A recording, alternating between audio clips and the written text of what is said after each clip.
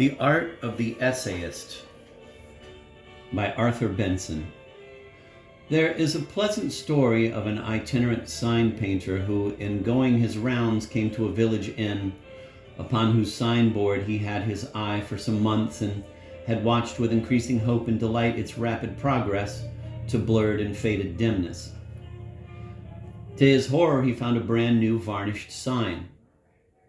He surveyed it with disgust and said to the innkeeper, who stood nervously by hoping for a professional compliment,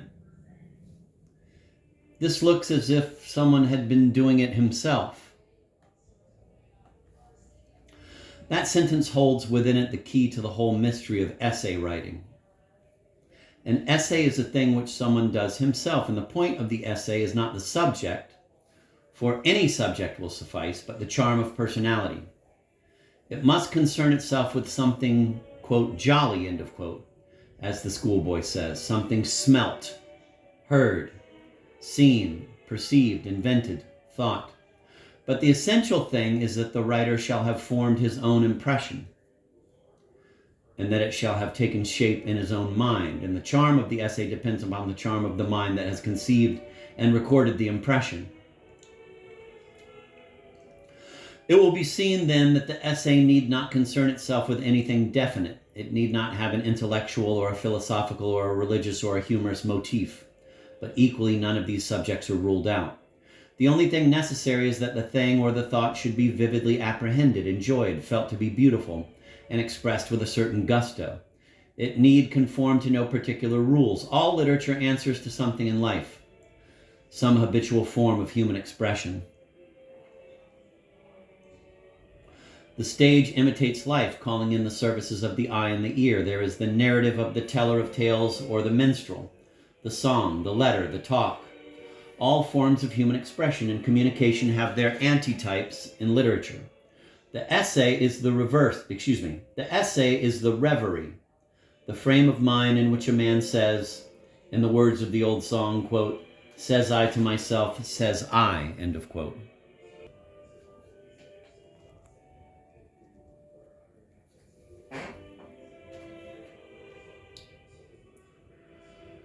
It is generally supposed that Montaigne is the first writer who wrote what may technically be called essays. His pieces are partly autobiographical, partly speculative, and to a great extent ethical. But the roots of his writing lie far back in literary history. He owed a great part of his inspiration to Cicero, who treated of abstract topics in a conversational way with a romantic background, and this he owed to Plato, whose dialogues undoubtedly contain the germ of both the novel and the essay. Plato is in truth far more the forerunner of the novelist than of the philosopher. He made a background of life. He peopled his scenes with bright boys and amiable elders. Oh, that all scenes were so peopled. And he discussed ethical and speculative problems of life and character with a vital rather than with a philosophical interest. Plato's dialogues would be essays but for the fact that they have a dramatic coloring, while the essence of the essay is soliloquy. But in the writings of Cicero, such as the De Senectute, the dramatic interest is but slight, and the whole thing approaches far more nearly to the essay than to the novel. Probably Cicero supplied to his readers the function both of the essayist and the preacher, and fed the needs of so-called thoughtful readers by dallying, in a fashion which it is hardly unjust to call twaddling, with familiar ethical problems of conduct and character.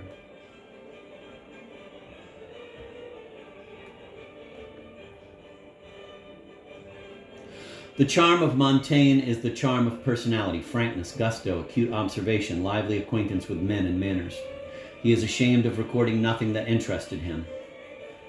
And a certain discreet shamelessness must always be the characteristic of the essayist. For the essence of his art is to say what has pleased him without too prudently considering whether it is worthy of the attention of the well-informed mind. I doubt if the English temperament is wholly favorable to the development of the essayist. In the first place, an Anglo-Saxon likes doing things better than thinking about them. And in his memories, he is apt to recall how a thing was done rather than why it was done. In the next place, we are naturally rather prudent and secretive. We say that a man must not wear his heart upon his sleeve, and that is just what the essayist must do. We have a horror of giving ourselves away, and we like to keep ourselves to ourselves.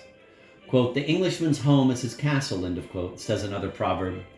But the essayist must not have a castle, or if he does, both the grounds and the living rooms must be open to the inspection of the public.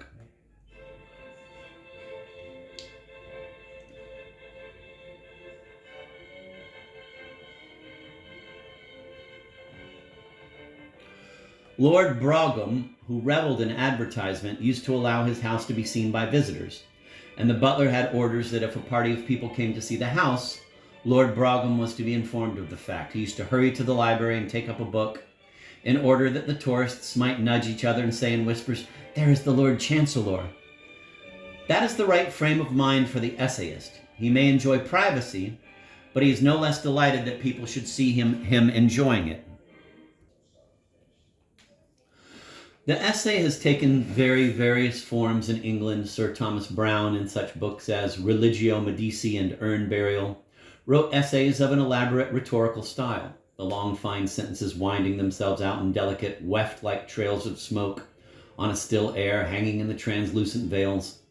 Addison, in The Spectator, treated with delicate humor of life and its problems, and created what was practically a new form in the essay of emotional sentiment evoked by solemn scenes and fine associations.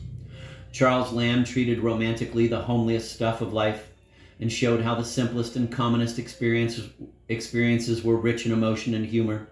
The beauty and dignity of common life were his theme. De Quincey wrote what may be called impassioned autobiography and brought to his task a magical control of long-drawn and musical cadences. And then we come to such a writer as Pater, who used the essay for the expression of exquisite artistic sensation. These are only a few instances of the way in which the essay has been used in English literature. But the essence is throughout the same. It is personal sensation, personal impression evoked by something strange or beautiful or curious or interesting or amusing. But the essence is throughout the same. It is personal sensation, personal impression evoked by something strange or beautiful or curious or interesting or amusing. It has thus a good deal in common with the art of the lyrical poet and the writer of sonnets. But it has all the freedom of prose, its more extended range, its use of less strictly poetical effects, such as humor in particular. Humor is alien to poetical effect, because poetry demands a certain sacredness and solemnity of mood. The poet is emotional in a reverential way. He is thrilled, he loves, he worships, he sorrows. But it is all essentially grave, because he wishes to recognize the sublime and uplifted elements of life. He wishes to free himself from all discordant, absurd, fantastic, undignified contrasts, as he would extrude laughter and chatter and comfortable ease from some stately act of ceremonial worship. It is quite true that the essayist has a full right to such a mood if he chooses. And such essays as Pater's are all conceived in a sort of rapture of holiness, in a region from which all that is common and homely is carefully fenced out. But the essayist must have a larger range, and the strength of a writer like Charles Lamb is that he condescends to use the very commonest materials and transfigures the simplest experiences with a fairy-like delicacy and a romantic glow. A poet who has more in common with the range of the essayist Robert Browning. And there are many of his poems, though not perhaps his best, where his frank amassing of grotesque detail, his desire to include rather than exclude the homelier sorts of emotion, of robust and not very humorous humor, make him an impressionist rather than a lyricist.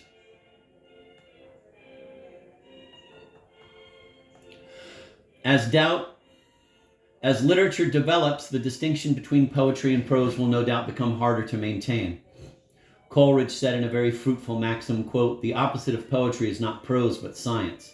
The opposite of prose is not poetry but verse," end of quote. That is to say, poetry has as its object the kindling of emotion, and science is its opposite, because science is the dispassionate statement of fact. But prose can equally be used as a vehicle for the kindling of emotion, and therefore may be in its essence poetical. But when it is a technical description of a certain kind of structure, its opposite is verse. That is to say, language arranged in metrical and rhythmical form.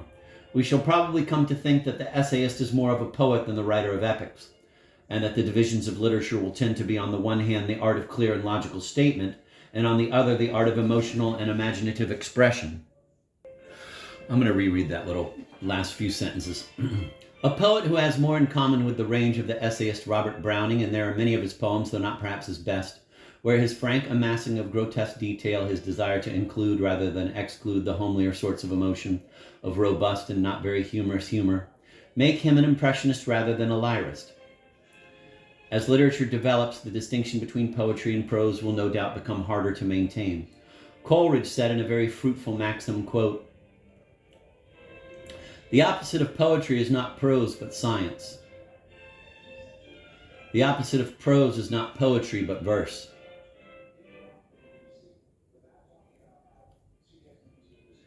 End of quote. That is to say, poetry has as its object the kindling of emotion, and science is its opposite. That is to say, poetry has as its object the kindling of emotion, and science is its opposite, because science is the dispassionate statement of fact, but prose can equally be used as a vehicle for the kindling of emotion, and therefore may be in its essence poetical. But when it is a technical description of a certain kind of structure, its opposite is verse. That is to say, language arranged in metrical and rhythmical form. We shall probably come to think that the essayist is more of a poet than the writer of epics, and that the divisions of literature will tend to be, on the one hand, the art of clear and logical statement, and on the other, the art of emotional and imaginative expression. We must remember in all this that the nomenclature of literature, the attempt to classify the forms of literary expression, is a confusing and a bewildering thing unless it is used merely for convenience. It is the merest pedantry to say that literature must conform to established usages and types. The essence of it is that it is a large force flowing in any channel that it can, and the classification of art is a mere classification of channels.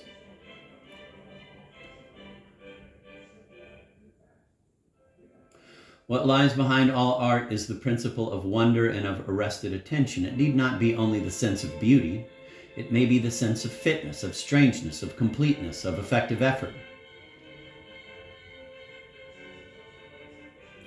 The amazement of the savage at the sight of a civilized town is not the sense of beauty.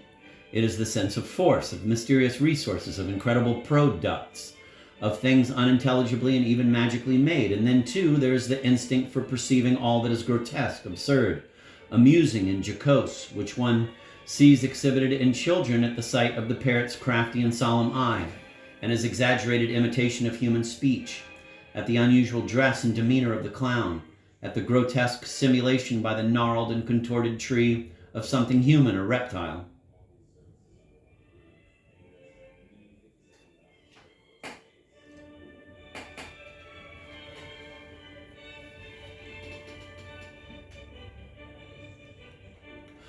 And then, too, there is the strange property in human beings which makes disaster amusing, if its effects are not prejudicial to oneself, that sense which makes the waiter on the pantomime stage, who falls headlong with a tray of crockery, an object to provoke the loudest and most spontaneous mirth of which the ordinary human being is capable. The moralist who would be sympathetically shocked at the rueful abrasions of the waiter, or mournful over the waste of human skill and endeavor involved in the breakage, would be felt by all human beings to have something priggish in his composition, and to be too good, as they say, to live. It is with these rudimentary and inexplicable emotions that the essayist may concern himself, even though the poet be forbidden to do so, and the appeal of the essayist to the world at large will depend upon the extent to which he experiences some common emotion, sees it in all its bearings, catches the salient features of the scene, and records it in vivid and impressive speech.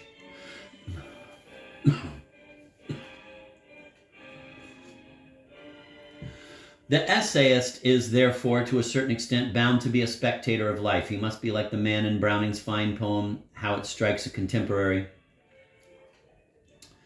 who walked about, took note of everything, looked at the new house building, poked his stick into the mortar. Quote, he stood and watched the cobbler at his trade, the man who slices lemons into drink, the coffee roaster's brazier, and the boys that volunteer to help him turn its winch. He glanced o'er books on stalls with half an eye and fly-leaf ballads on the vendor's string. and broad-edged, bold-print posters by the wall. He took such cognizance of men and things. If any beat a horse, you felt he saw. If any cursed a woman, he took note. Yet stared at nobody, they stared at him, and found less to their pleasure than surprise. He seemed to know them and expect as much. End of quote. That is the essayist's material. He may choose the scene, he may select the sort of life he is interested in, whether it is the street or the countryside or the sea beach or the picture gallery. But once there, wherever he may be, he must devote himself to seeing and realizing and getting it all by heart. The writer must not be too much interested in the action and conduct of life.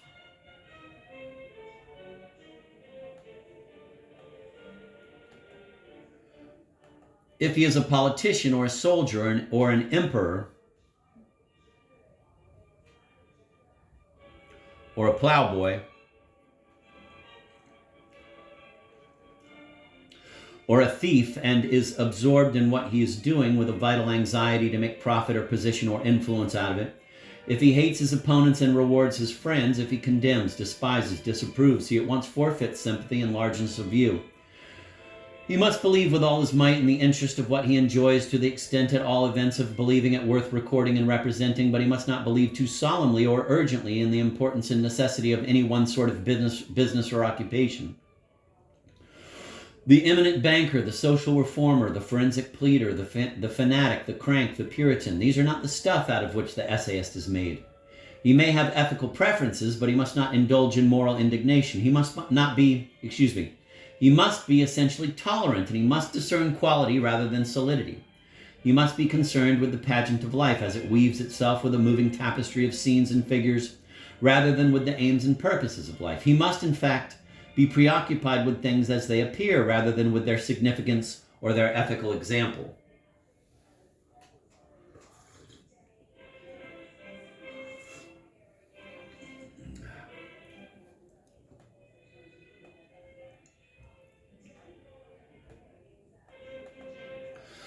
I have little doubt in my own mind that the charm of the familiar essayist depends upon his power of giving the sense of a good-humored, gracious, and reasonable personality, and establishing a sort of pleasant friendship with his reader.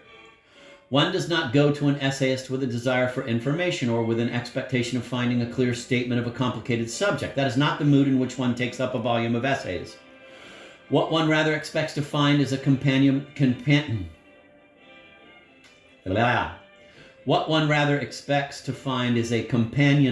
treatment of that vast mass of little problems and floating ideas which are aroused and evoked by our passage through the world, our daily employment, our leisure hours, our amusements and diversions, and above all by our relations with other people.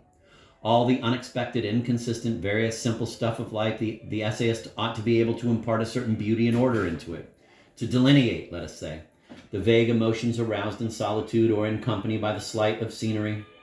The vague emotions aroused in solitude or in company by the sight of scenery, the aspect of towns, the impressions of art and books, the interplay of human qualities and characteristics, the half-formed hopes and desires and fears and joys that form so large a part of our daily thoughts. The essayist ought to be able to indicate a case or a problem that is apt to occur in ordinary life and suggest the theory of it, to guess what it is that makes our moods resolute or fitful, why we act consistently or inconsistently, what it is that repels or attracts us in our dealings with other people, what our private fancies are. The good essayist is the man who makes a reader say, quote, "Well, I have often thought all those things, but I never discerned before any connection between them, nor got so far as to put them into words," end of quote. And thus the essayist must have a great and far-reaching curiosity. He must be interested rather than displeased by the differences of human beings and by their varied theories.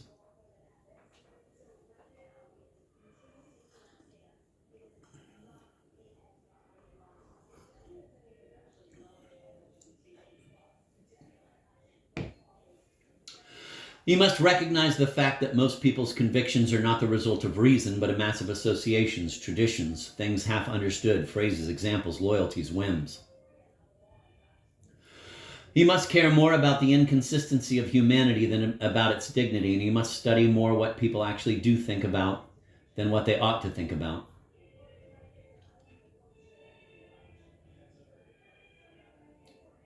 He must not be ashamed of human weaknesses or shocked by them, and still less disgusted by them, but at the same time he must keep in mind the flashes of fine idealism The passionate visions, the irresponsible humors, the salient peculiarities that shoot like sun rays through the dull cloudiness of so many human minds and make one realize that humanity is at once above itself and in itself, and that we are greater than we know for the interest of the world. To the ardent student of it is that we, most of us, seem to have got hold of something that is bigger than we quite know how to deal with.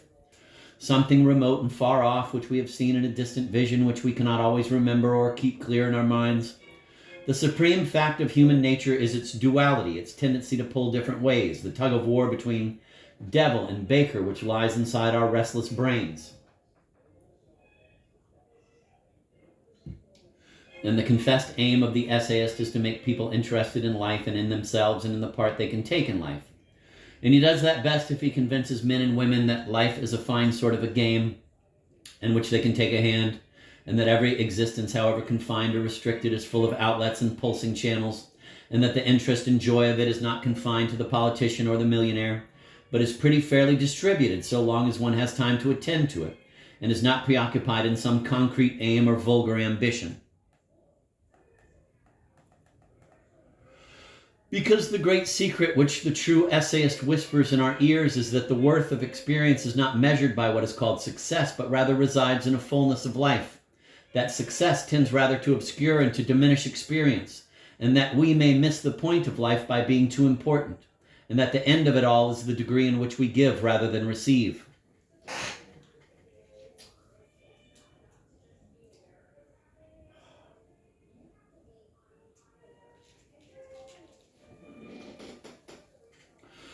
The poet, perhaps, is the man who sees the greatness of life best because he lives most in its beauty and fineness. But my point is that the essayist is really a lesser kind of poet.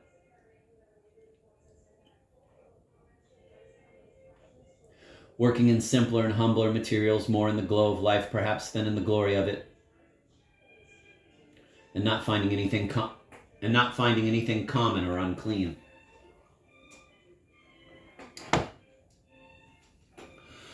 The essayist is the opposite of the romancer because his one and continuous aim is to keep the homely materials in view, to face actual conditions, not to fly from them. We think meanly of life if we believe that it has no sublime moments, but we think sentimentally of it if we believe that it has nothing but sublime moments. The essayist wants to hold the balance, and if he is apt to neglect the sublimities of life, it is because he is apt to think that they can take care of themselves, and that if there is the joy of adventure, the thrill of the start, and the fresh air of the morning, the rapture of ardent companionship, the gladness of the arrival, yet there must be long spaces in between, when the pilgrim jogs steadily along and seems to come no nearer to the spire on the horizon, or to the shining embanked cloudland of the west. He has nothing then but his own thoughts to help him, unless he is alert to see what is happening in hedgerow and copse. And the work of the essayist is to make something rich and strange of those seemingly monotonous spaces, those lengths of level road. Is then the essay in literature a thing which simply stands outside classification, like argon among the elements of which the only thing which can be predicated is that it is there? Or like justice in Plato's Republic, a thing which the talkers set out to define and which ends by being the one thing left in a state when the definable qualities are taken away? No, it is not that. It is rather like what is called an organ prelude, a little piece with a theme, not very strict perhaps in form, but which can be fancifully treated, modulated from, and colored at will. It is a little criticism of life at some one point clearly enough defined. I'm going to reread that paragraph.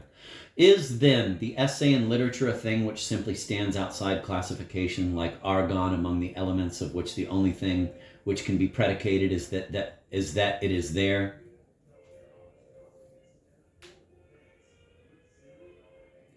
Or like justice in Plato's Republic, a thing which the talkers set out to define and which ends by being the one thing left in a state when the definable qualities are taken away? No, it is not that. It is rather like what is called an organ prelude, a little piece with a theme, not very strict perhaps in form, but which can be fancifully treated, modulated from, and colored at will. It is a little criticism of life at some one point clearly enough defined.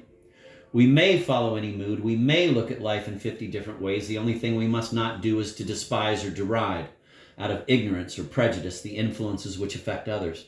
Because the essence of all experience is what we should perceive something which we do not begin by knowing.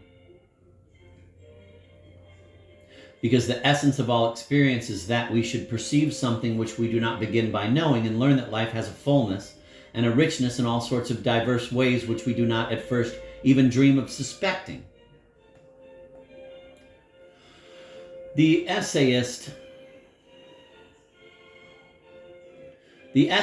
then is in his particular fashion an interpreter of life, a critic of life. He does not see life as the historian or as the philosopher or as the poet or as the novelist, and yet he has a touch of all these. He is not concerned with discovering a theory of it all or fitting the various parts of it into each other. He works rather on what is called the analytic method, observing, recording, interpreting just as things strike him and letting his fancy play over their beauty and significance. The end of it all being this, that he is deeply concerned with the charm and quality of things and desires to put it all in the clearest and gentlest light, so that at least he may make others love life a little better and prepare them for its infinite variety and alike for its joyful and mournful surprises. 1922.